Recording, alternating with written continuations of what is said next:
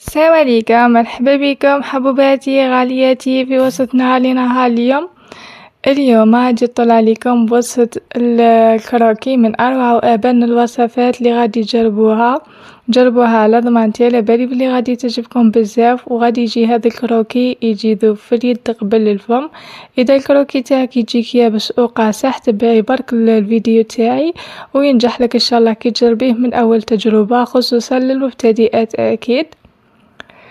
كما عودتكم، بسم الله وصلوا على المصطفى رسول الله عليه افضل الصلاة والسلام. ان شاء الله تلقاكم هذه لا فيديو بخير وعلى خير ومتنين يا ربي. اول حاجه هنايا جبت الغيسيبيو تاعي، درت فيه هنايا حبه تاع البيض مع بياض بيضه والصفار نخليه للتزيين. زدت معاه هنايا مبشور الليم اللي غادي يعطيها بنه بزاف شابه، قرصه ملح اكيد، ونزيد معاه مغرف صغيره تاع فانيليا ونص كاس تاع السكر. متكثروش السكر بزاف، غير نص كاس يكفي. وزدت معاه هنايا المكون الاساسي واللي هي الزبده اللي غادي تخلي الكروكي تاعك يجيك زبده ويذوب في الفم.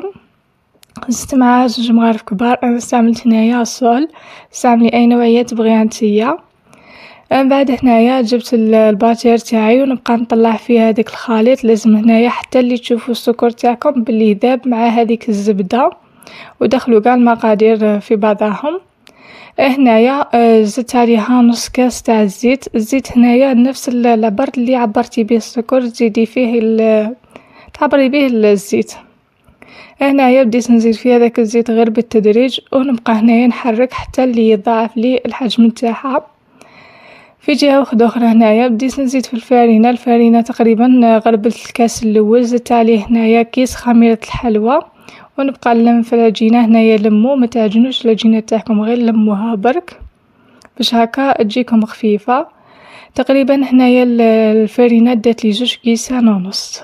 هنايا الفارينه كل وحده والفارينه تاعها كاين اللي تشرب كاين اللي لا، صافي عينك ميزانك تي كي تبغي ديري هذا الكروكي تبقاي تلمي غير بشويه، ماشي لازم تعبري بالكاس. وهذه هي النتيجه التاليه تاع العجينه. خلوها طريه كيما شفتوا العجينه تاعكم. في جهه اخرى هنايا كنت جبت السني تاعي، درت فيه بابي كويسو. غادي نطيب هذا الكروكي فوق البابي كويسو باش ما يلصقليش ويطيب كامل.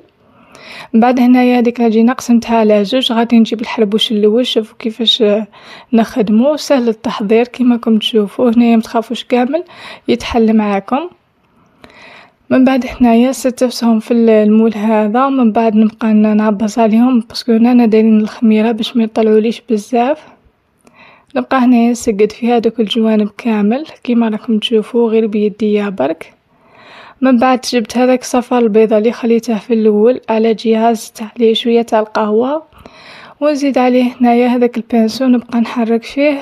ومن بعد هنايا بديت ندهن في الوجه تاعها كامل كيما راكم تشوفوا. لازم تدهنوها كامل، دهنوها مليح بهذاك الصفار تاع البيض مع القهوه باش هكا بعد كي يتحمر لكم يتحمر ضربه واحده، بتجيش جهه حمراء وجهه لا.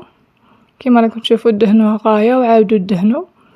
من بعد هنايا جبت الفرشيطه تاعي وبديت ندير في هذا الخطوط كيما راكم تشوفوا في الفيديو. كل شيء راه موضح، تبعوا برك الفيديو حتى التالي باش كي تبغوا تجربوا الوصفه عفوا تنجح لكم باذن الله. شوفوا هنايا درت هذا الخطوط كامل. تزيين هنا يبقى اختياري، تبغي ديري هكا ولا تبغي تعتمدي وصفه اخرى كيما راكي تشوفي.